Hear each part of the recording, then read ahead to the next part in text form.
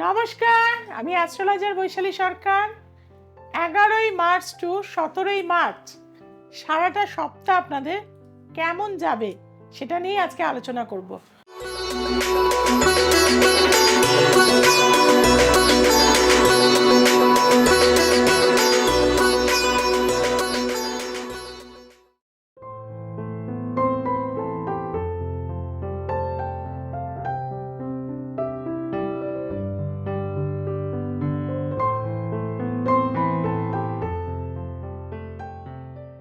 প্রথমেই বলবো planetary position. মেষের ঘরে থাকছে কিন্তু বৃহস্পতি, কন্যা রাশির ঘরে থাকছে কেতু এবং মঙ্গল থাকছে মকর রাশির ঘরে ন্যাচারাল জোডিয়াকের দশম ভাবে।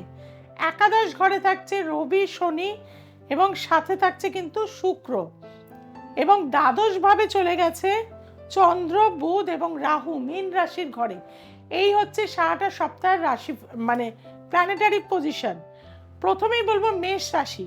মেষ রাশির কিন্তু কর্মক্ষেত্রের দিক থেকে কিন্তু যথেষ্ট উন্নতির যোগ রয়েছে এই সপ্তাহে, কিন্তু পারিবারিক কিছু টেনশন, গুপ্ত শত্রুতা, মানসিক কিছু চাপ এই সপ্তাহে কিন্তু বাড়তে থাকবে।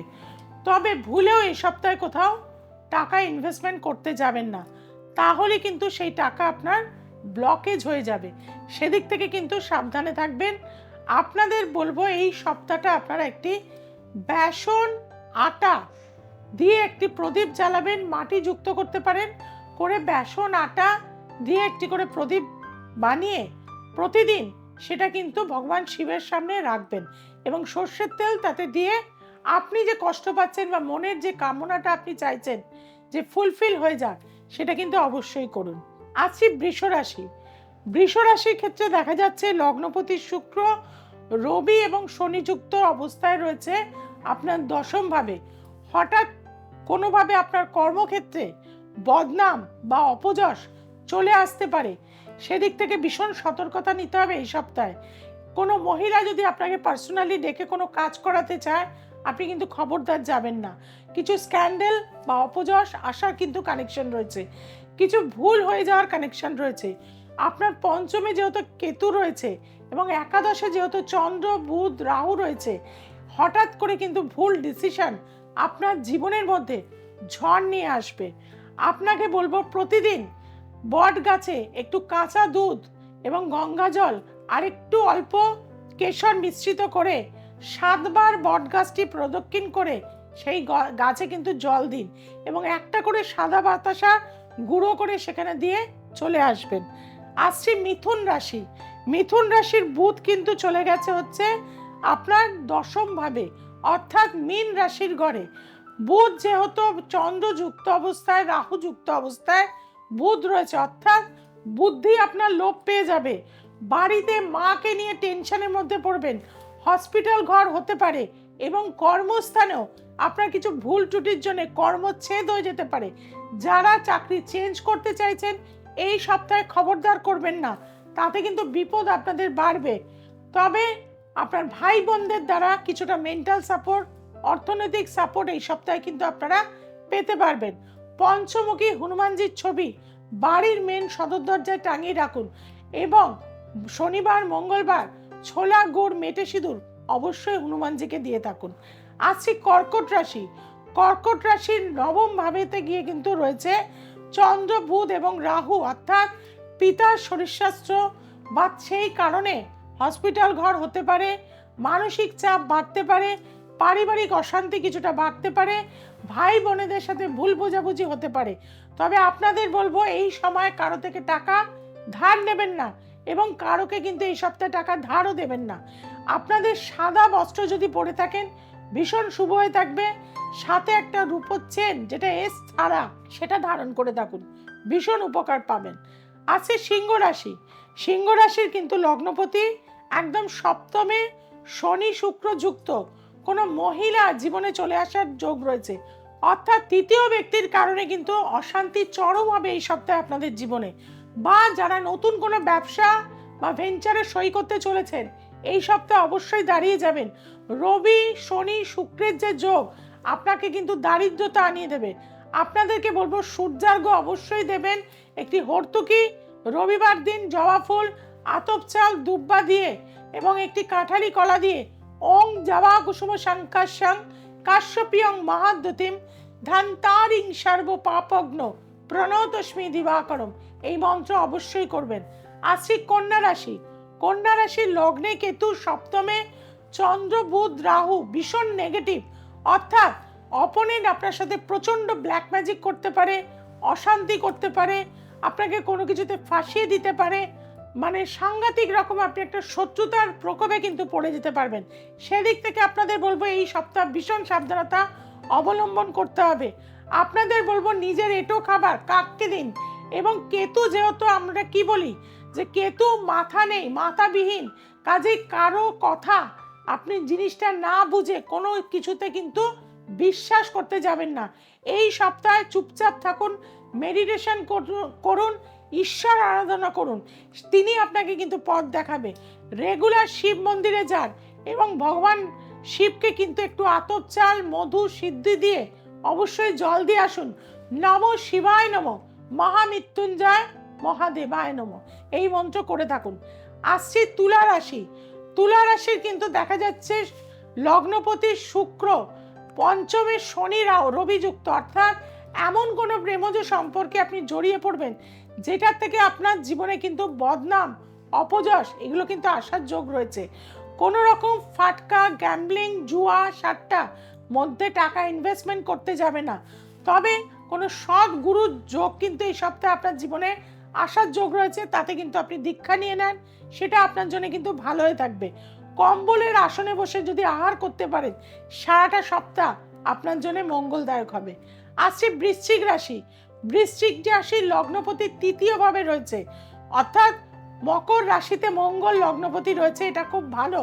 পরাক্রমশীলতা, বাধা বিঘ্ন, ঝড়ঝাপটা যাই আসুক না কেন আপনি কিন্তু রক্ষা পাবেন।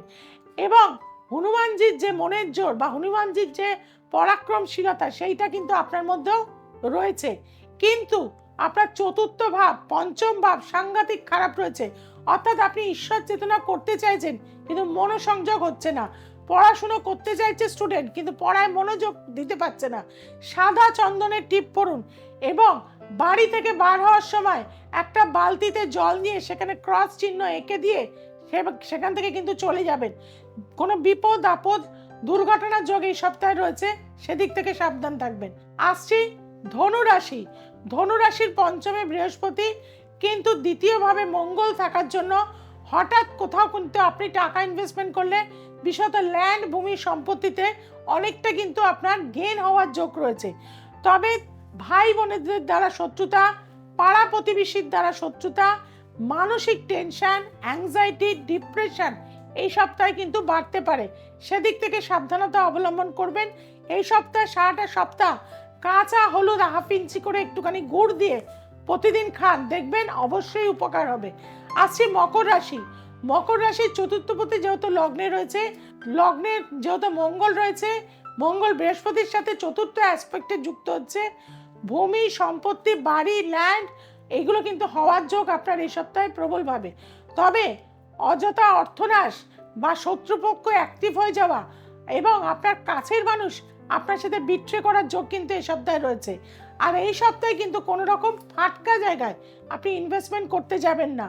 পিতার শরীর স্বাস্থ্য নিয়ে কিন্তু টেনশন এই সপ্তাহে রয়েছে, মানসিক কষ্ট কিছুটা কিন্তু আপনাকে ভোগাতে পারে। আপনাদের ক্ষেত্রে বলবো কিছু মূল্যবান জিনিস যেমন মোবাইল, যেমন ল্যাপটপ এগুলো হারিয়ে যাওয়া, চুরি হয়ে যাওয়া যোগ কিন্তু রয়েছে, সেদিক থেকে সাবধানতা অবলম্বন করবেন। আপনাদের বলবো কলা পাতায় প্রতিদিন খান, এই সপ্তাহ অবশ্যই উপকার পাবেন। আসি কুম্ভ রাশি। কুম্ভ রাশির ক্ষেত্রে দেখা যাচ্ছে লগ্নের ওপরে কিন্তু রবি, শনি এবং শুক্র রয়েছে। আপনি প্রচুর প্ল্যানিং করছেন কিন্তু প্ল্যানিংগুলো বাস্তবায়িত হতে চাইছে না। এই সপ্তাহে তো সমস্ত কাজের ক্ষেত্রে বাধা পাবেন। এই সপ্তাহে আপনার দ্বিতীয়ভাবে চন্দ্র, বুধ, রাহুর যোগ, এটা ভীষণ অশুভ। কাউকে বিশ্বাস করে টাকা দেবেন না, কোথাও টাকা রাখলে ভালো করে লক করুন, আপনার অর্থনাশ হওয়ার যোগ রয়েছে। কিছু জিনিস আপনার কিন্তু খোয়া যেতে পারে, যেমন দলিল হয়তো হারিয়ে যেতে পারে, যেমন অলংকার হয়তো আপনার মিসিং হয়ে যেতে পারে। এই ধরনের কানেকশন কিন্তু এই সপ্তাহে রয়েছে, সেদিক থেকে ভীষণ সাবধানতা। গীতা পাঠ করবেন এক অধ্যায় করে এবং ছোট একটি গীতা প্রতিদিন সাথে নিয়ে কিন্তু বার হবে, সেটা আপনার জন্য মঙ্গলদায়ক হবে। আসছে মীন রাশি। মীন রাশির কিন্তু লগ্নপতি দ্বিতীয়ায়, কিন্তু চন্দ্র ভীষণ খারাপ রয়েছে। লগ্নের ওপরে চন্দ্র বুধ রাহু, ফিকিল হয়ে যাবেন, মানসিক অস্থিরতা আসবে, মাথা গরম হয়ে যাবে, ভুল বোঝাবুঝি বাড়বে, আত্মীয় পরিজন অপোনেন্টের সাথে শত্রুতা হয়ে যাবে। সেই জন্য মাথা ঠান্ডা করে থাকুন, মেডিটেশন করুন, ক্রিয়াযোগ করুন এবং প্রচুর পরিমাণে কিন্তু ডাবের জল খান এই সপ্তাহে, বা বিভিন্ন রকম শরবত বানিয়ে খান। কখনো লেবুর শরবত খান, কখনো ডাবের জল খান, কখনো মৌরি মিষ্টির জল খান, কখনো আখের রস খান। এইগুলো যদি সারাটা সপ্তাহ অল্টারনেটিভ হিসাবে খেতে পারেন, তাহলে দেখবেন সারাটা সপ্তাহ আপনার ভালো যাবে। এই ছিল আমাদের সারাটা সপ্তাহ কি কি করবেন। এরপরে আসবো যারা পার্সোনাল প্রবলেমে রয়েছেন, হয়তো সরাসরি এখনো আসতে পারেননি, দূরে রয়েছেন, আসতে পারছেন না আমার চেম্বারগুলোতে, কারণ আপনাদের জন্য আমি প্রচুর চেম্বারে যাচ্ছি, কারণ আপনারা আমাকে চান। সেখানে শিলিগুড়িতে যাচ্ছি, কোচবিহারে যাচ্ছি, মালদা যাচ্ছি, বহরমপুর যাচ্ছি, দুর্গাপুর যাচ্ছি, আসানসোল যাচ্ছি, গুয়াহাটিতে যাচ্ছি। এছাড়াও কলকাতার বিস্তীর্ণ জায়গায় আমার চেম্বার রয়েছে। আর যারা দূরে রয়েছেন তারা কি করবেন? তাদের জন্য সুবর্ণ সুযোগ কি থাকছে না, অনলাইন কনসালটেন্সি থাকছে। দূরের বন্ধুদের সমস্যার সমাধান পাওয়ার রাস্তা বেরিয়ে গেছে। দ্য এসেন্স অফ অ্যাস্ট্রোলজি আপনারা ভীষণ ভালোবাসেন, অনেক দূর নিয়ে গেছেন। আপনাদের ভালোবাসা কাছে আমি কৃতজ্ঞ রয়েছি। আর একটা যে জিনিসটা করতে আপনারা ভুলে যাচ্ছেন, সাবস্ক্রাইব করতে ভুলে যাচ্ছেন, আজই এখনই সাবস্ক্রাইব করে নিন দ্য এসেন্স অফ অ্যাস্ট্রোলজিকে। আর যে বেল আইকনটি রয়েছে তাকে প্রেস করে দিন, আপনার বন্ধু বান্ধব আত্মীয় স্বজনের কাছে ছড়িয়ে দিন। সবাই খুব ভালো থাকবেন, সবাইকে খুব ভালো রাখবেন। নমস্কার।